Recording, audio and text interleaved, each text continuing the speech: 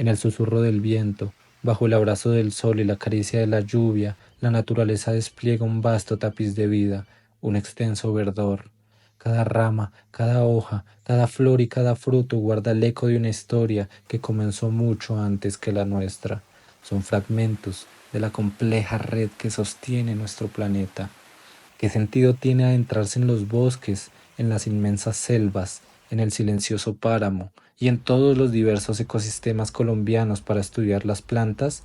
¿Por qué caminar bajo el sol y la lluvia colectando con una prensa, un costal o un cortarramas al hombro? ¿Cuál es el propósito de esta labor? Colectar plantas es un acto de amor y respeto. Cada colecta es una promesa de cuidado.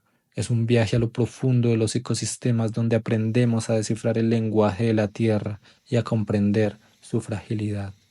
A través de cada muestra capturamos la esencia de un momento, el latido de un paisaje, la memoria de una época.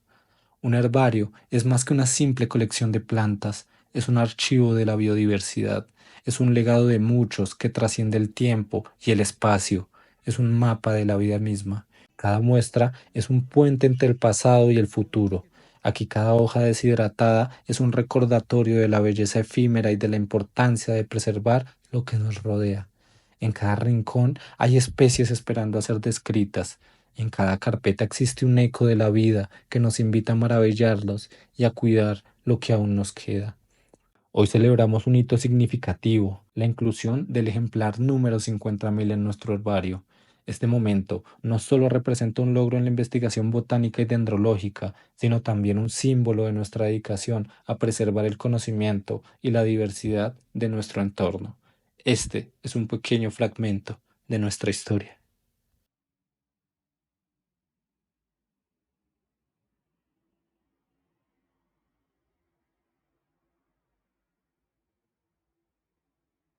Bueno, la historia del herbario forestal se remonta a la década de los 50 o 60, cuando se hacían las primeras colecciones de los estudiantes y profesores de ingeniería forestal.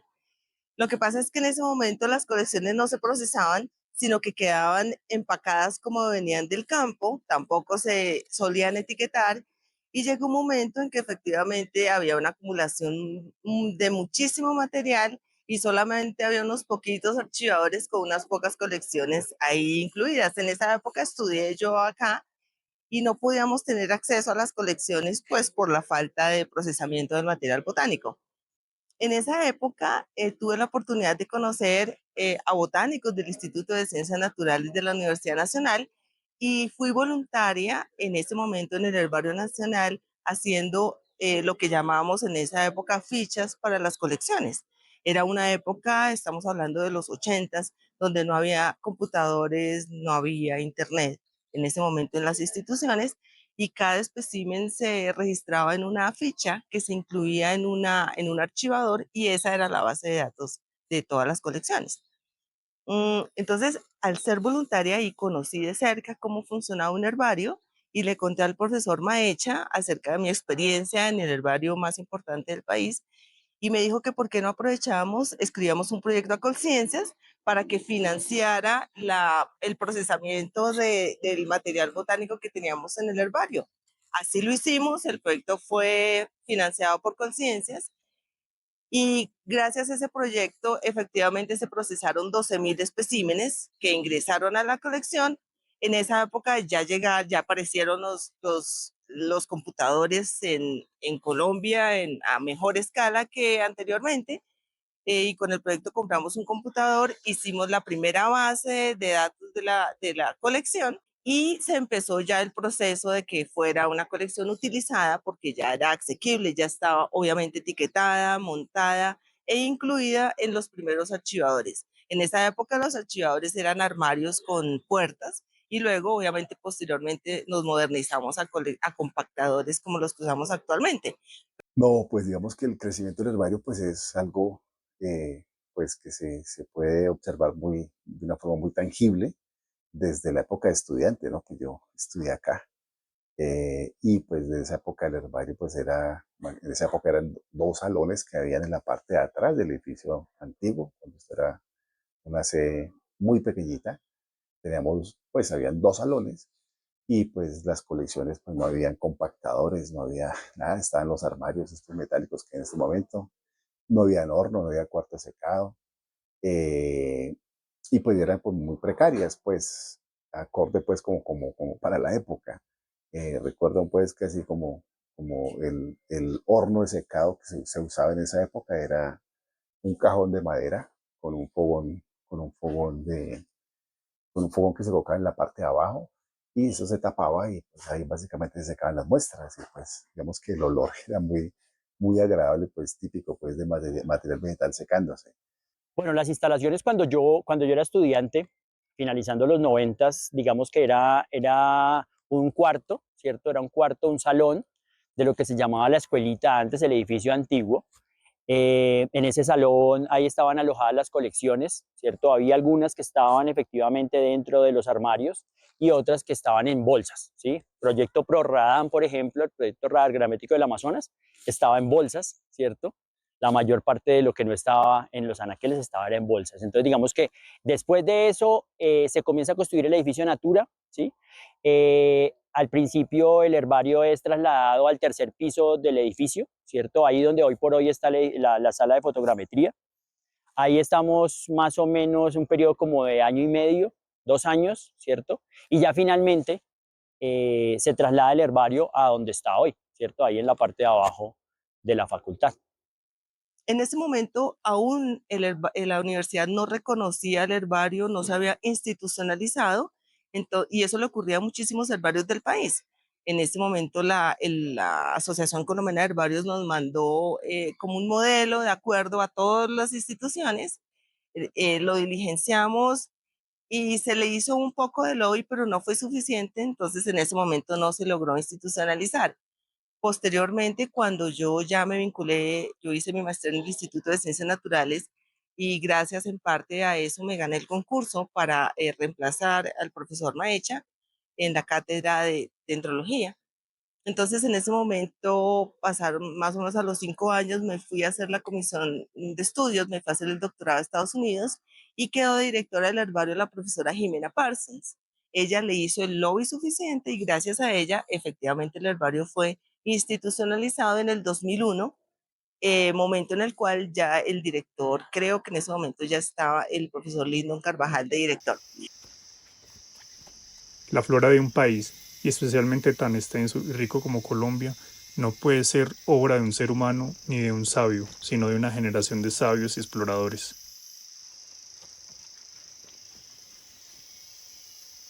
Bueno, pues yo llegué a la universidad en el 2001, cuando el profesor Enrique Acero pues, se pensionó, se hizo el concurso para el área de dendrología y pues yo me presenté y pues después de todo el proceso quedé seleccionado.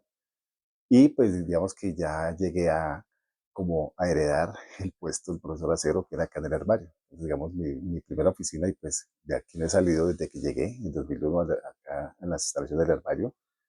Y pues en esa época todavía pues no estaba como institucionalizado la dirección del herbario.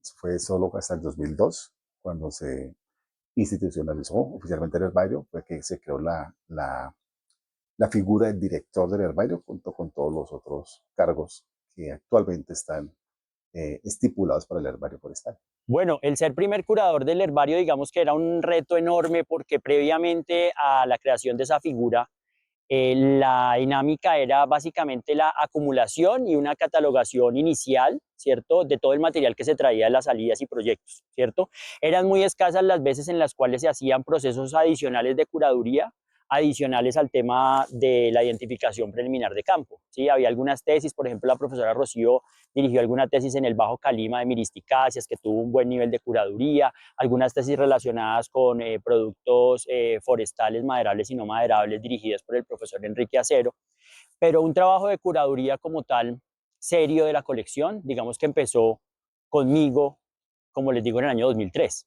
Entonces, el trabajo estuvo primero iniciando en la priorización de cuáles eran las familias que podíamos llegar a identificar de la mejor manera, las que tenían un buen grado de representatividad en la colección y que también tuvieran una buena cantidad de información. Ustedes saben que en esa época todavía el acceso a bases de datos online y demás, pues eso no lo teníamos. Entonces, básicamente lo que necesitábamos era literatura. Y empezamos por grupos que tenían literatura, grupos que tenían, por ejemplo, flora neotrópica, grupos que tenían flora de Colombia, ¿sí? Es así como empezamos con familias como la familia Zapotase, la familia Lecitidase. En Melastomataceae también trabajamos porque como teníamos trabajos de Ecuador, teníamos trabajos de Venezuela, también en Colombia había gente que había trabajado bastante el grupo. Entonces digamos que empezamos por ese tipo de grupos y de esa forma comenzamos un poco a darle un mayor nivel de certeza taxonómica a la colección del herbario. Llegué primero como estudiante, ¿no? Llegué a través de la clase de dendrología. Cuando estaba viendo dendrología salió la oportunidad de hacer un trabajo voluntario para organizar la carpoteca. En ese momento era un arrume de frutos en unas cajas y pues la idea era ayudarle al profesor de dendrología en ese momento, que era el profesor Lindon, a organizar esa colección. Entonces yo salí y vine y dije que yo quería ayudar y esa fue la puerta por la que yo llegué al herbario. Entonces ya después fue un proceso de los 5 años que duré en la universidad o más haciendo monitorías. Yo fui monitora del herbario, de dendrología, de botánica varias veces. Y así se fue construyendo todo un proceso que al final me permitió ser curadora. Bueno, yo conocí el herbario forestal antes de vincularme a la Universidad Distrital. Primero, pues como estudiante cuando se dan los primeros inicios, pero cuando trabajaba en el herbario amazónico colombiano, en el Instituto Sinchi, siempre había, digamos, cooperación entre los herbarios y varios estudios que se hicieron, por ejemplo, sobre especies maderables amenazadas, pues había cooperación entre los herbarios porque se consultan las colecciones, había, digamos, ese intercambio también entre ejemplares. Entonces, venía esa vinculación siendo investigador del Sinchi. Ya después entró aquí a la universidad en el año 2006 y pues ya la vinculación es más directa, ¿no? Mi llegada al herbario se remonta alrededor del año 2018. En ese momento era estudiante de ingeniería forestal y miembro del semillero de diversidad forestal, dirigidos por los docentes William Ariza y Lindon Carvajal. En ese momento se me presentó la oportunidad de acercarme al herbario a causa de unos proyectos que se estaban realizando en ese momento. Uno de ellos fue la organización de las fotografías que se habían tomado en campo por parte de los docentes. Más o menos en el año 2022, a final del año, se me acercaron y se me presentó la oportunidad de ingresar a trabajar de nuevo al herbario. Sin embargo, esta vez inicié a trabajar como curador y actualmente estoy desempeñando esa cargo. Bueno, ¿cómo es un día en el herbario? ¿Cómo es la dinámica habitual en el herbario? Personalmente divido básicamente en dos grandes grupos de actividades. Un grupo de actividades asociadas a la curaduría taxonómica o sistemática de la colección. Digamos que ese es uno de los grandes pilares de la gestión de una colección, ¿cierto? En una depuración taxonómica de los ejemplares depositados en la colección. Entonces, para tal fin, pues, nos apoyamos en diferentes herramientas, tratamientos, libros, revistas, monografías, digamos que portales virtuales, donde podemos comparar imágenes. Esa es una de las más importantes, ¿cierto? Uno dedica un gran porcentaje del día a depurar la colección, tanto de colecciones que ya están depositadas en el herbario, como nuevos ingresos, ya sea de proyectos internos o digamos que donaciones que llegan al herbario producto de otras instituciones. Bueno, si me preguntas por una contribución importante al herbario, yo pensaría en el herbario forestal virtual. Es algo que en mi época era ciencia ficción. Yo hice mi tesis de ingeniería forestal en máquina de escribir, o sea, que un herbario forestal virtual era efectivamente ciencia ficción. Cuando llegaron los computadores, eso se convirtió pues en un sueño de tener la colección virtualizada para que todo el mundo tuviera acceso a ella y afortunadamente contribuí en un proyecto para que se virtualizara. En ese sentido, en el año 2007 más o menos, la profesora Gloria Galeano, que desafortunadamente ya no está con nosotros, especialista en palmas, en ese momento era directora del Instituto de Ciencias Naturales, nos invitó, yo era la directora del herbario, a participar en un proyecto financiado por el Ministerio de Educación y la Universidad Nacional para virtualizar las colecciones. Entonces, ese ha sido un logro importantísimo, porque para alguien que ha tenido un entrenamiento como botánico, el entrenamiento básico que tenemos nosotros en nuestros cursos, un curso de botánica, 2 cursos de dendrología, eh, una colección virtual es en muchos casos suficiente para hacer una buena identificación. No en todos los casos, pero sí en muchos casos. Es un apoyo y es una ayuda fundamental para todos nuestros egresados que están en la mitad de la selva haciendo inventarios de vegetación y que su único recurso es esa colección a la que físicamente no pueden asistir. Además, una cosa importantísima es que pues todos ustedes saben que la ciencia avanza y es el avance de la ciencia hace que los nombres de las plantas eventualmente cambien. Entonces, tener la posibilidad de que nuestros egresados estén permanentemente actualizados, eso solo lo podemos lograr con el herbario forestal virtual.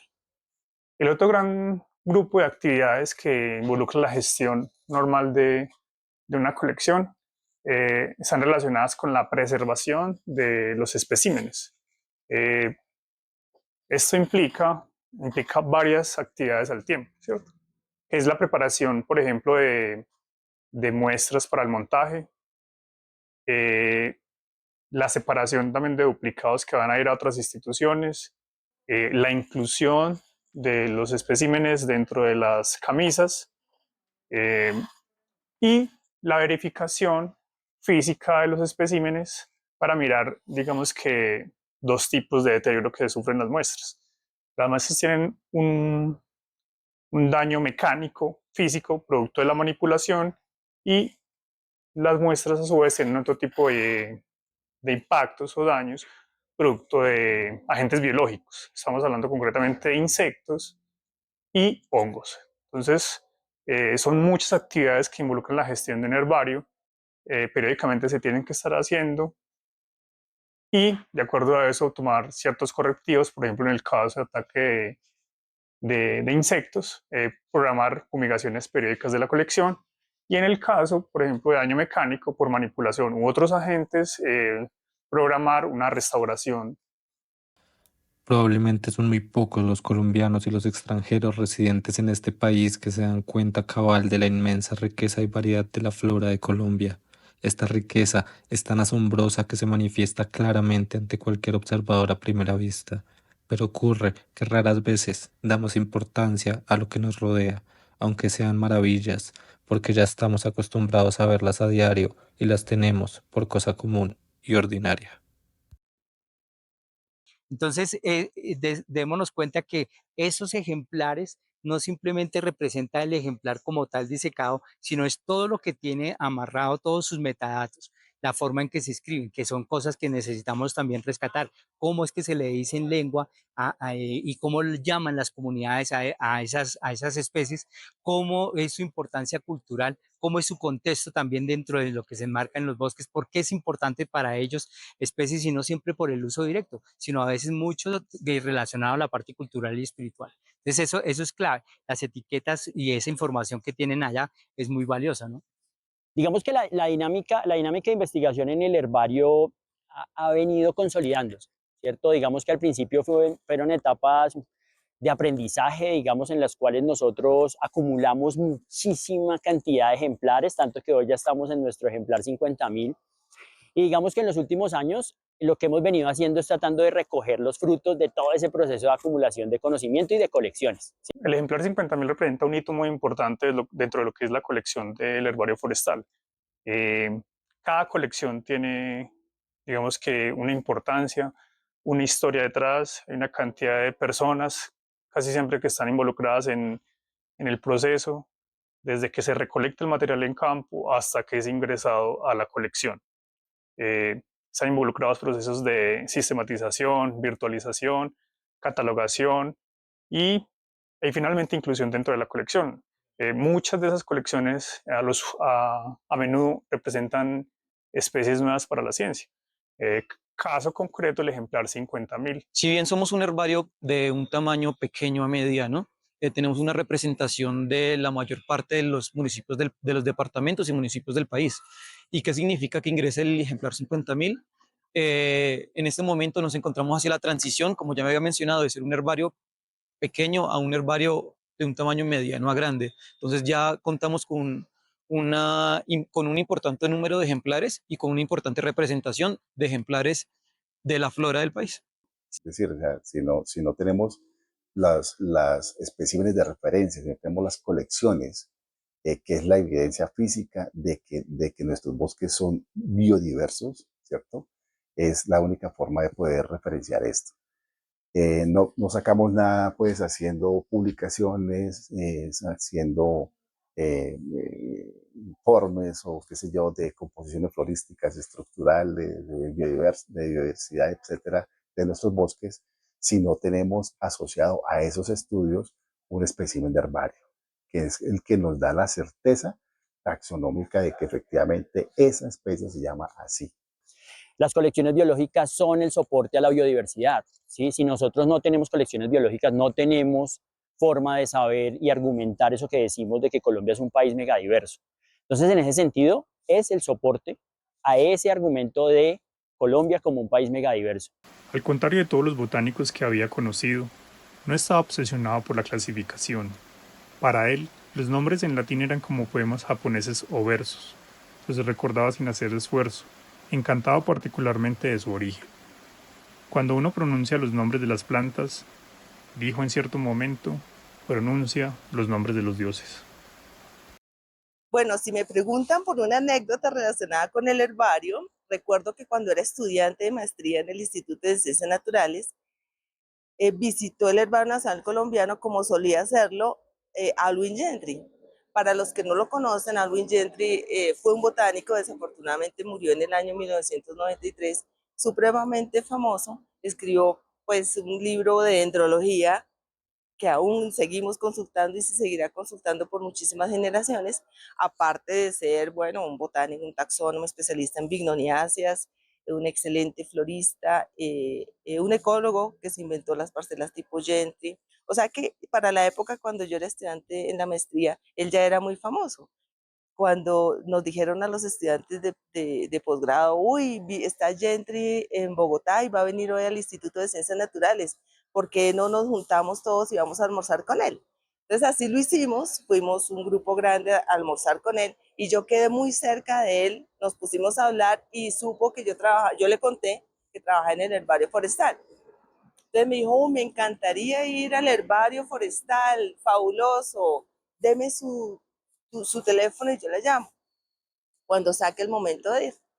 Entonces yo le di mi teléfono y me llamó al siguiente domingo como a las 10 de la noche.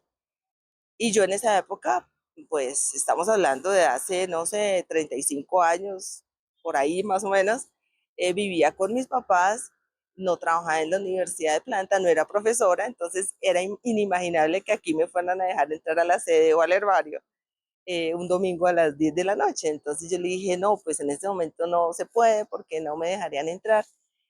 Y él me dijo, no, lo que pasa es que mañana madrugo a ir de trabajo de campo a la Sierra de Nevada de Santa Marta y cuando vuelva ya me regreso inmediatamente para Estados Unidos. Entonces, desafortunadamente nos perdimos de esa visita que hubiera sido una visita histórica para nuestra colección. Bueno, recuerdo la visita del profesor Gillian Prance. Él va al Congreso de Botánica que hubo en la ciudad de Florencia, ¿cierto? Y pues tuvimos la fortuna de yo poderme venir con él. El profesor William Ariza concretó la visita del profesor. Nosotros fuimos a un sitio acá en Bogotá, lo recogimos. Estábamos muy nerviosos, obviamente, porque tener un personaje de esas dimensiones es verdaderamente intimidante. Entonces, haber tenido la visita de un CIR de la Corona Británica en el herbario aportando a la curaduría de esas colecciones fue fabuloso. Particularmente especialista en algunas familias, como la familia Chrysobalanaceae, la familia Omiriaceae y la familia Lecitiaceae.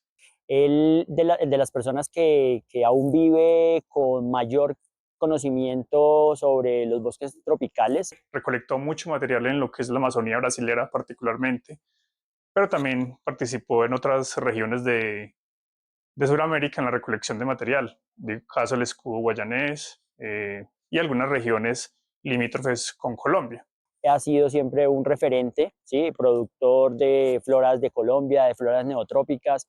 Fue muy grato tener al profesor Pranks porque además encontró material muy particular en la colección. Él decía que había encontrado reportes, colecciones que en los muchos herbarios que el profesor había visitado a lo largo de su vida no había encontrado. Esto destaca un poco otra vez, digamos que la importancia de nuestra colección y la calidad de las muestras que tenemos en nuestro herbario. Una anécdota muy chévere con él fue que él haya visto una etiqueta que le pusimos a una crisobalanaceae, a una licania por allá en el 2003, que yo le puse especie nueva, y que él haya revisado esa colección y haya dicho, hey, sí, esto es una especie nueva, pues obviamente es muy reconfortante y habla del trabajo que hemos venido haciendo. ¿Cómo proyecto yo el herbario forestal a futuro? Pues lo primero es, me lo imagino en otras instalaciones, digamos que sean más acordes a la calidad y la cantidad de ejemplares que tenemos en este momento. Yo particularmente sueño con un espacio, con unas instalaciones para albergar 200, 300 mil colecciones. Obviamente un staff de colaboradores y curadoras y un equipo más robusto de personas que apoyen constantemente la labor del herbario. Sueño asimismo con una cantidad de investigadores, estudiantes, eh, personas adscritas al semillero de investigación, haciendo muchas labores dentro de la colección. Digamos que los herbarios son un abanico de posibilidades para desarrollar muchos proyectos y muchas iniciativas. Para Colombia es muy importante cada vez más consolidar toda esa suerte de información que le permite hacer la gobernanza, el ordenamiento, la planificación de los recursos de la flora del bosque. Entonces el herbario es supremamente importante en ese marco, ¿sí? En el marco de lo que representa también la problemática que tenemos con los recursos. Entonces, definitivamente es una colección que tiene que sobrepasar el paso de las personas, que tiene que llegar cada vez más a convertirse en un objetivo, digamos, de los tomadores de decisiones frente a mantenerlo con recursos, a mantenerlo vivo, aunque las plantas estén secas, ¿verdad? En estos momentos lo que necesitamos es espacio porque afortunadamente hemos visto pues cómo ha aumentado la, el llamado que se hace toda esta parte de botánica, particularmente de los ingenieros forestales o los estudiantes de ingeniería forestal. Y hoy vemos que a través del semillero, de los grupos de investigación, de los proyectos de investigación, de las tesis, hemos vinculado muchos estudiantes al área botánica, y pues esto es muy gratificante para uno como forestal, pues digamos que se van formando los futuros botánicos, y pues digamos que la herramienta pues fundamental para esto pues es el herbario. Hay un componente clave que es necesario, digamos, fortalecer en las colecciones, ¿sí?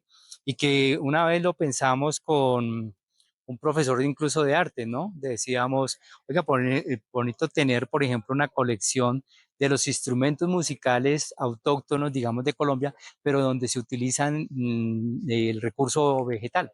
Entonces, esa sería, por ejemplo, una colección interesante de empezar a consolidar, y pues articulada, por ejemplo, con una colección etnobotánica, ¿no? O sea, que se pueda tener y tener cooperación con otros herbarios o otras colecciones frente a este aspecto. Tener como esa representación de esos instrumentos, artefactos, ¿sí? Que son utilizadas por las comunidades y que a veces van cayendo en desusos, y que eso es también pérdida, digamos, de lo cultural. Una colección de la que poco hemos hablado, pero que es muy importante para el herbario, es su colección de tejidos para la extracción de ADN y su colección paralela de alícuotas de ADN. A eso lo llamamos el banco de ADN. Es una colección donde las alícuotas están deshidratadas a menos 80 grados centígrados, que es como se supone que permanece el ADN a perpetuidad, se puede mantener a perpetuidad. ¿Por qué es importante esto, tanto la colección del herbario como la colección de tejidos y el banco de ADN?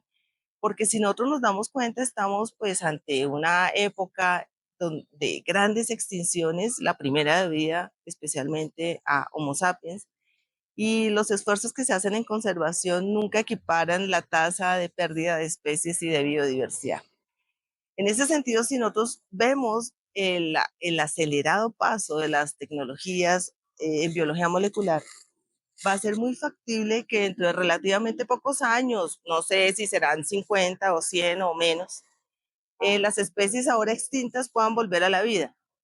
¿Y qué es lo que podemos hacer por lo menos para poderlas volver a la vida? Tener buenas colecciones donde sepamos cómo era su morfología y donde sepamos cómo era su secuencia de ADN para tener toda la información y hacer eso que para ahora, que actualmente es ciencia ficción y seguramente muchos de los que están escuchándonos lo podrán hacer realidad.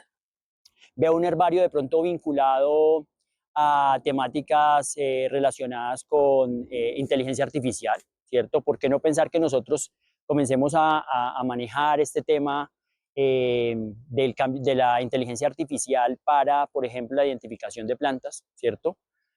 No es descabellado pensar que esas herramientas puedan llegar a ser utilizadas desde un punto de vista técnico-científico para la identificación y somos nosotros los encargados de poner al servicio de la comunidad en general ese tipo de herramientas. Entonces yo veo un herbario punteando en esas cosas tecnológicas, veo un herbario consolidado en términos de curaduría de la colección y veo un herbario cada vez más productivo, ¿cierto? Porque el equipo de trabajo cada vez está más maduro, más consolidado y seguramente para allá vamos. Esta pasión por conocer y entender las plantas comenzó con el ejemplar número 1. Hoy celebramos el número 50.000 y seguiremos creciendo, porque a la final cada muestra es una historia, una hoja de un libro que día a día se sigue escribiendo.